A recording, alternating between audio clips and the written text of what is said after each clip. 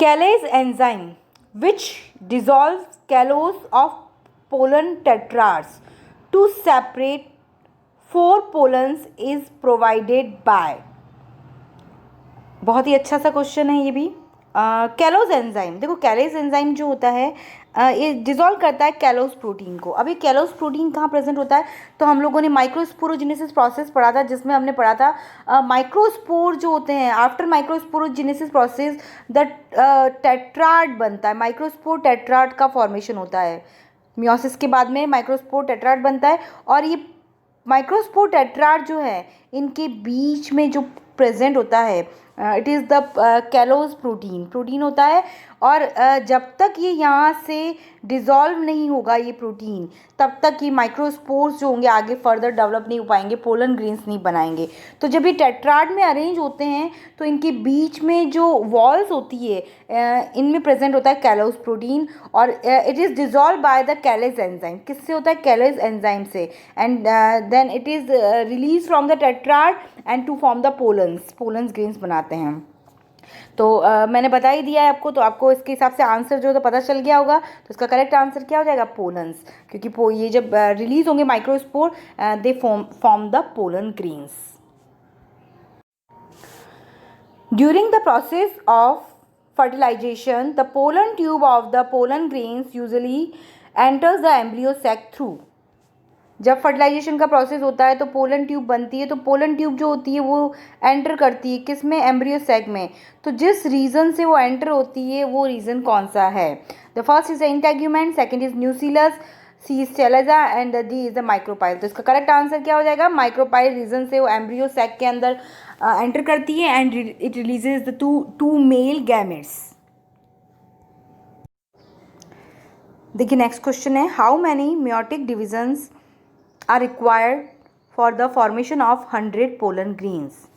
100 pollen grains के formation के लिए कितने म्योसिस डिवीज़न चाहिए। तो देखिए इन माइक्रोस्पोरोजेनेसिस प्रोसेस अगर आपने पढ़ा होगा, समझा होगा, तो आपको मालूम होनी चाहिए कि जो माइक्रोस्पोर मदर सेल है और pollen mother cell produce 4 male gametes कितने बनाती है, 4 पोलन ग्रेन्स बनाती है। अब देखिए 4 पोलन ग्रेन्स बन रहे हैं यहाँ पर, तो कितने, 1 से 4 बन रहे हैं, तो नेचुरली है 100 पोलन ग्रेन्स जो होते हैं उनको बनाने के लिए कितनी पीएमसी चाहिएगी, तो है इसको हम लोग मल्टीप्लाई कर देंगे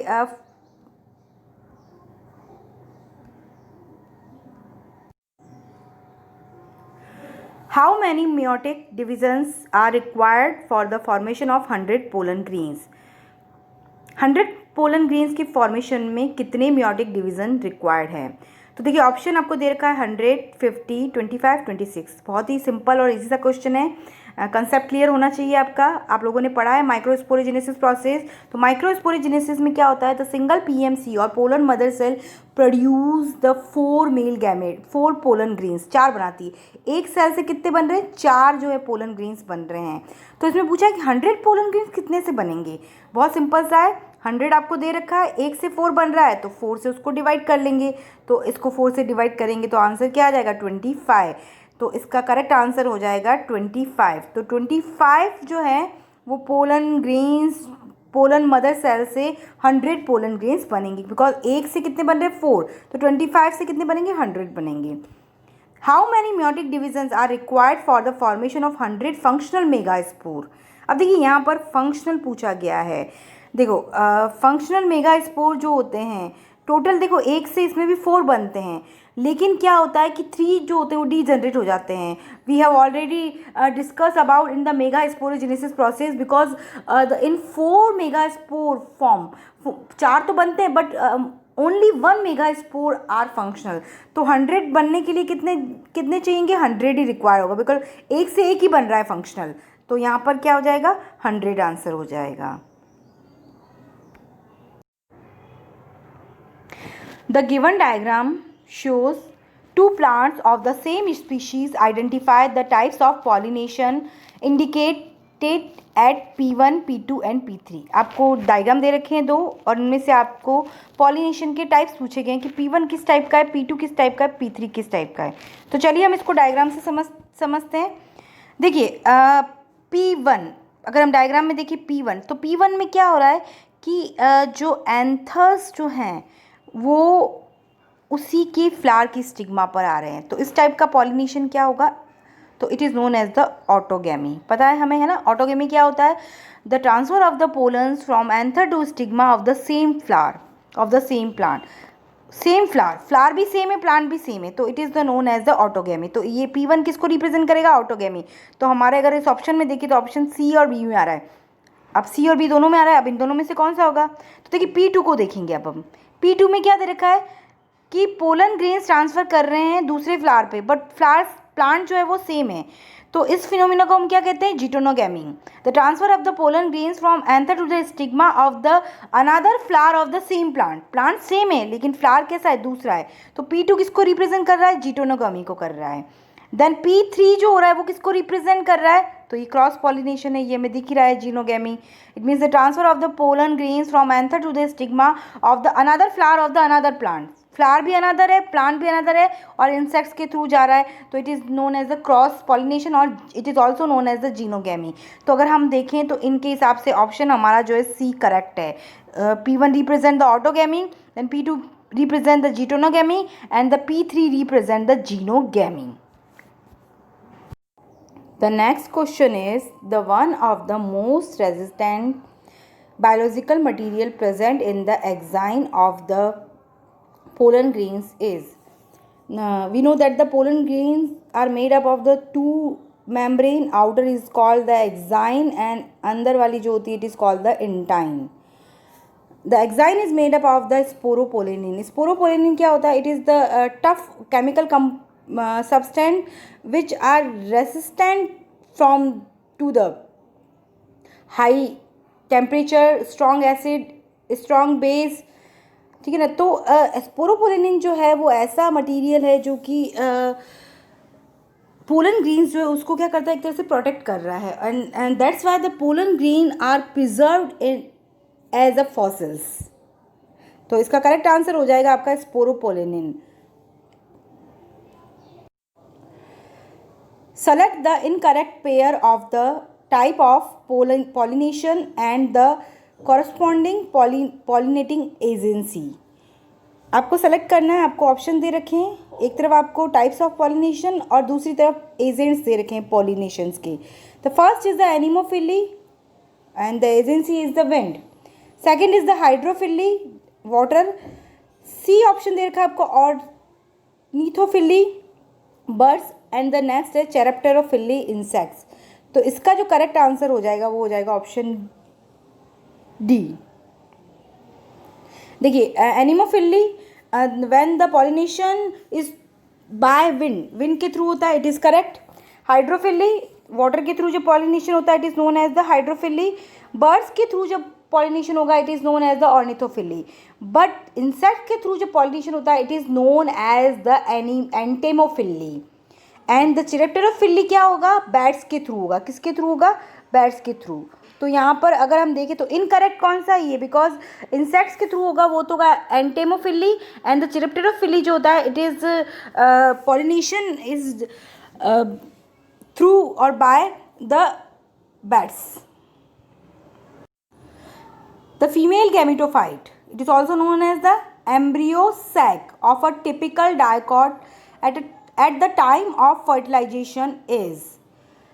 फीमेल गैमेटोफाइट जो है जिसको हम एम्ब्रियो सैक कहते हैं इन एंजियोस्पर्म, ड्यूरिंग फर्टिलाइजेशन, जब फर्टिलाइजेशन का टाइम होता है तब यहाँ पर कितनी सेल्स होती है। ऑप्शन ए में दे रखा है 8 सेल्ड स्ट्रक्चर, नेक्स्ट बी है 7 सेल्ड, 6 है सी सेल्ड, एंड द डी है 5 सेल्ड। तो इसका करेक्ट आंसर क्या हो जाएगा, ऑप्शन बी हो जाएगा 7 celled, because there is the 7 cell and 8 nucleus. The antipodal cell situated, 3 antipodal cells situated the chalazal region, 3 egg apparatus is situated the micropyle region, and the 1 polar nuclei or cell is situated in the central part. It is the polar nuclei or secondary nucleus, it is the 2 nucleated structure but single cell। तो इस तरह से हम देखें तो total जो है इस एम्ब्रियो सेक जो है 3 सेल्स तो ऊपर की तरफ होंगी, 3 सेल्स नीचे की तरफ होंगी और 2 सेंटर में न्यूक्लियस होंगे, यानी सिंगल सेल होगी। तो 7 सेल्ड स्ट्रक्चर बट 8 न्यूक्लियर।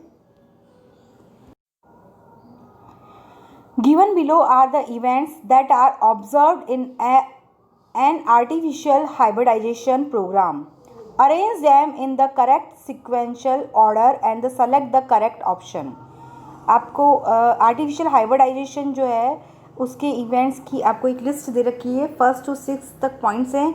अब इसकी सही सीक्वेंस जो हमें इसमें पता करनी है।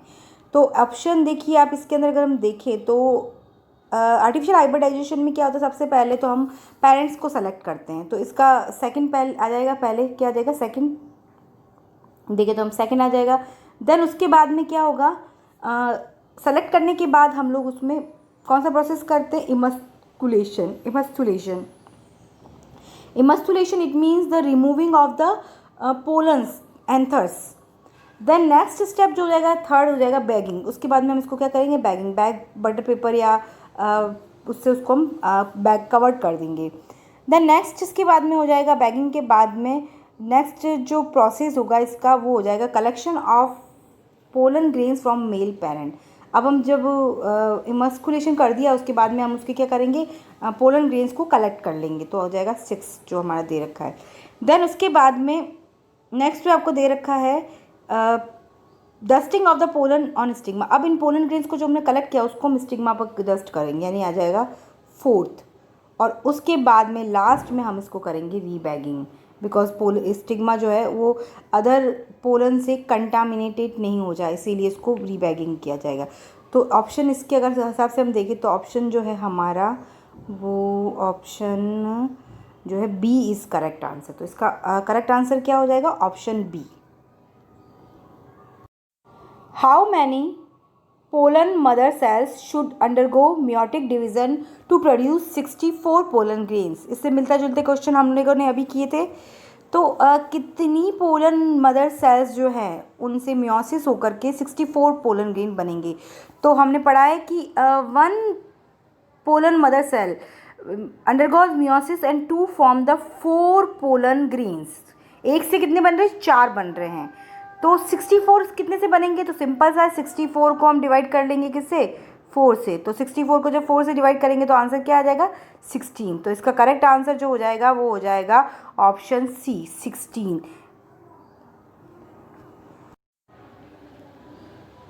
The 3 cells found in a pollen grain when it is shed at 3-celled stage are। जब पोलन ग्रेन्स जो होते हैं स्टिग्मा पर डस्टेड होते हैं, गिरते हैं, शेड डाउन होते हैं, तो एक इनकी जो 3 सेल स्टेज होती है, अब वो 3 सेल स्टेज जो है वो कौन सी है। तो ऑप्शन ए दे रखा है 1 vegetative cell, 1 generative, 1 male gamete. Option B है 1 vegetative cell, 2 male gametes. C है 1 generative cell and 2 male gametes. Either A and B. तो देखिए जब पोलन ग्रेन जो हैं वो स्टिग्मा पर जाते हैं तो पोलन ट्यूब डेवलप होती है। तो जो 2 सेल स्टेज में क्या होता है, एक वेजिटेटिव होती है, एक जनरेटिव। तो generative cell become divide mitotically and to form 2 male gametes, 2 male gametes बनाएगी। तो यहाँ पर अगर हम देखें तो 3 सेल स्टेज कौन सी होगी, ऑप्शन बी इसका करेक्ट आंसर होगा, 1 vegetative cell and 2 male gametes. तो 3 सेल स्टेज जो होती है उसमें यही होता है, बिकॉज जो जनरेटिव सेल्स जो होती है वही आगे जाके माइटोसिस डिवीजन करके क्या बनाती है, मेल गैमेट्स का फॉर्मेशन करती है। एंड वेजिटेटिव सेल्स जो होती है वो पोलन ट्यूब जो है उसका फॉर्मेशन करती है।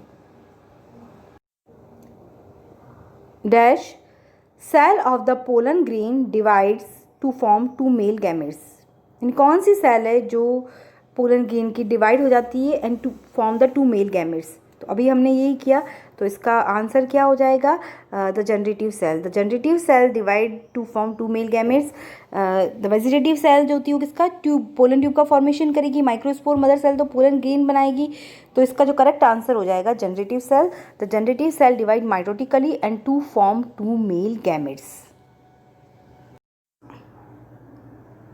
Select the correct statement regarding the structure of a mature embryo sac। आपको कुछ ऑप्शंस दे रखे हैं, आपको इनमें से स्टेटमेंट्स में से सेलेक्ट करना है कि कौन सा स्टेटमेंट मैच्योर एम्ब्रियो सैक के लिए करेक्ट है। फर्स्ट क्या दे रखा है आपको, egg apparatus is situated towards चलेजा। तो एग एपरेटस क्या चलेजल रीजन पे प्रेजेंट होता है। ऑप्शन सेकंड दे रखा है आपको, सेकंड स्टेटमेंट जो है वो आपको दे रखा है antipodal cells are situated towards micropyle end. Antipodal cells कहाँ प्रेजेंट होती है? माइक्रोपाइल रीजन पे होती है। द थर्ड ऑप्शन दे रखा है स्टेटमेंट आपको, a typical angiosperms embryo sac is 7 celled and 8 nucleated at maturity. तो अगर हम देखें तो यहाँ पर देखो फर्स्ट ऑप्शन गलत है, फर्स्ट स्टेटमेंट है वो गलत है। क्यों है? Because the egg apparatus is situated towards the micropyle region. And second statement भी गलत है, because the antipodal cells are situated towards the chalazal reason.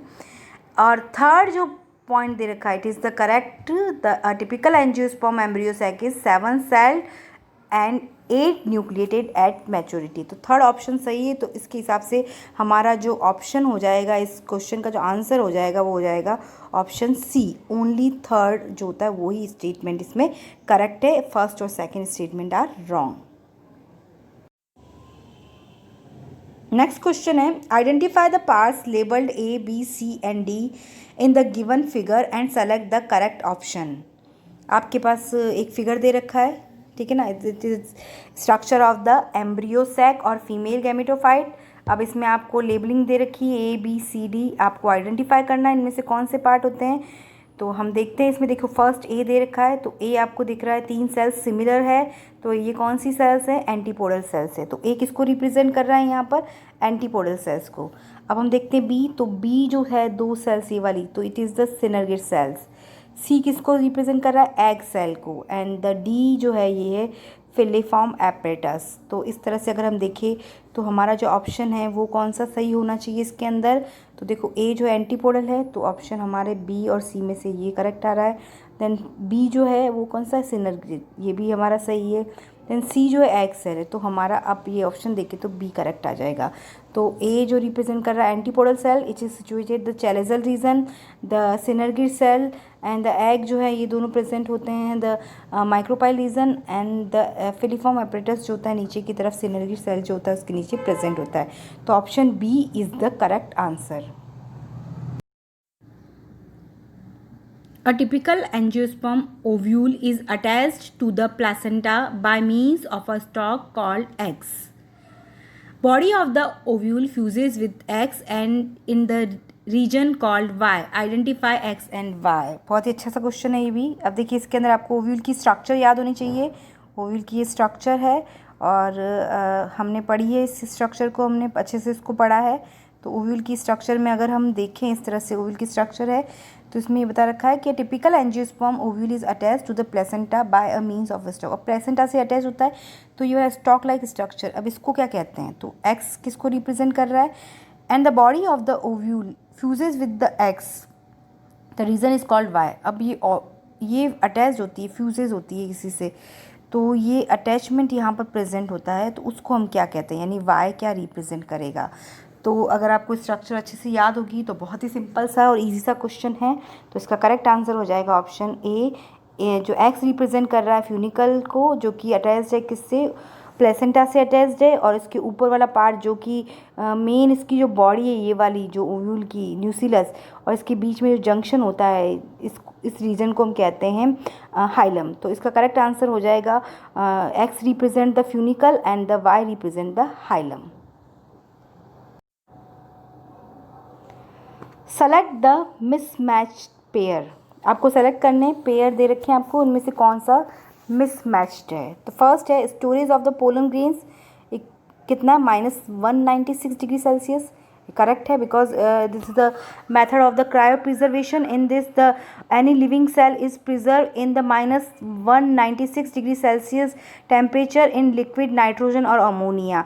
तो पोलन ग्रेन को जो है स्टोरेज करने की भी ये एक टेक्निक है, it is known as the cryo preservation. तो ये ऑप्शन तो करेक्ट है हमारा। सेकंड है पोलन एलर्जी। तो पोलन ग्रेन्स जो होते हैं कई प्लांट्स के, इट बिकम्स एलर्जी। ये क्या करते हैं? एलर्जी करते हैं। और इसका एग्जांपल आपको दे रखा है carrot grass. Carrot grass is also known as the parthenium. तो पार्थीनियम ग्रास, कैरेट ग्रास जो होती है ये क्या करती है? पोलन एलर्जी करती है। द नेक्स्ट देखा चेस्मोगेमस फ्लावर, तो chasmogamous flowers expose anther and stigma. ये फ्लावर्स जो होते हैं ये एंथर्स एक्सपोज करते हैं एंथर और स्टिग्मा को। एंड द लास्ट आपको दे रखा है xenogamy. Xenogamy equals to self pollination. No, ये ऑप्शन जो है आपका मिसमैच है। Xenogamy is known as the cross pollination. Xenogamy क्या है? क्रॉस पॉलिनेशन है, सेल्फ पॉलिनेशन का टाइप नहीं है। तो इसका करेक्ट आंसर जो हो जाएगा ऑप्शन डी हो जाएगा। The given diagram shows microsporangium of a mature anther. Identify A, B and C. आपको एक डायग्राम दे रखा है जिसमें आपको ऑप्शन दे रखे हैं ए बी सी। डायग्राम है माइक्रोस्पोरेंजिया का है और इसमें आपको आइडेंटिफाई करना है ए किसको रिप्रेजेंट कर रहा है, बी किसको कर रहा है, सी किसको कर रहा है। तो आपको पता है कि microsporangia is covered with a 4 layer. First is outer most is the epidermis, then endothecium, then middle layer and the tapetum. तो अगर हम इस डायग्राम में देखें तो ए किसको रिप्रेजेंट कर रहा है, देखो डायग्राम के अकॉर्डिंग ए जो है अंदर वाली लेयर बता रहा है और उसके बाद में बी उसके अंदर है और उसके बाद में सी उसके भी अंदर वाली लेयर है। तो आउटर वाली लेयर तो दे नहीं रखी, तो आउटर वाली कौन सी होती है? अभी मैंने बताया एपिडर्मिस होती है, बट यहाँ पर हमें एपिडर्मिस शो नहीं है। तो हम लोगों को यहाँ पर बी ए बी और सी को आइडेंटिफाई करना है। तो एपिडर्मिस के नीचे कौन सी होती है? एंडोथीसियम। देन एंडोथीसियम के नीचे मिडल लेयर एंड देन उसके बाद में होती है टेपिटम। तो A represent the endothecium, B represent कर रहा है किसको? मिडल लेयर को, and the C represent the tapetum. तो according to this the question इसका आंसर जो हो जाएगा वो हो जाएगा ऑप्शन सी जो है वो करेक्ट हो जाएगा। The diathecus anthers consist of dash microsporangia dash in the each loop.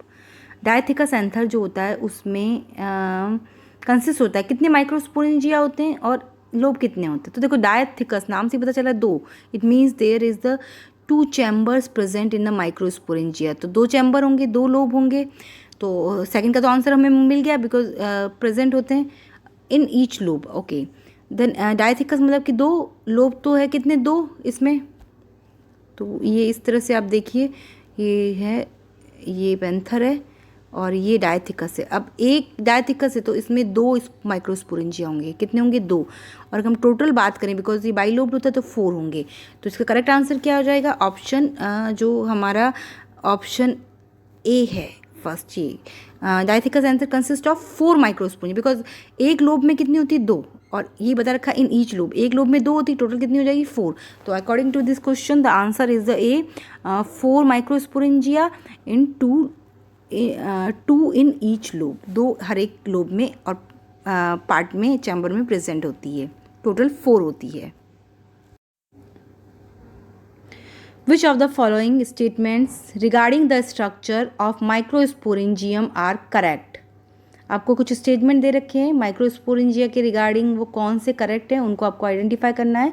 First is the microsporangium is generally surrounded by a 4 walls layer, epidermis, endothecium, middle layer and tapetum. It is correct, अभी हमने पढ़ा इसको। Outer 3 layers perform functions of protection and dehiscence of anther, ये भी option right है। Third दे रखा है cells of the tapetum undergoes meiosis and produce microspore tetrads, ये ऑप्शन गलत है बिकॉज टेपिटम जाकर के मियोसिस डिवीजन नहीं करती। माइक्रोस्पोरेंजिया जो है उनमें प्रेजेंट होती microspore mother cells, it become meiosis and to produce the microspore tetrad. तो इसका करेक्ट आंसर जो हो जाएगा हमारा वो हो जाएगा आपके ऑप्शन फर्स्ट ए जो है, क्योंकि हमें यहाँ पर करेक्ट बताना है। तो करेक्ट स्टेटमेंट कौन सा है हमारा? फर्स्ट और सेकंड ये करेक्ट है। थर्ड जो है वो आंसर जो है हमारा करेक्ट नहीं है।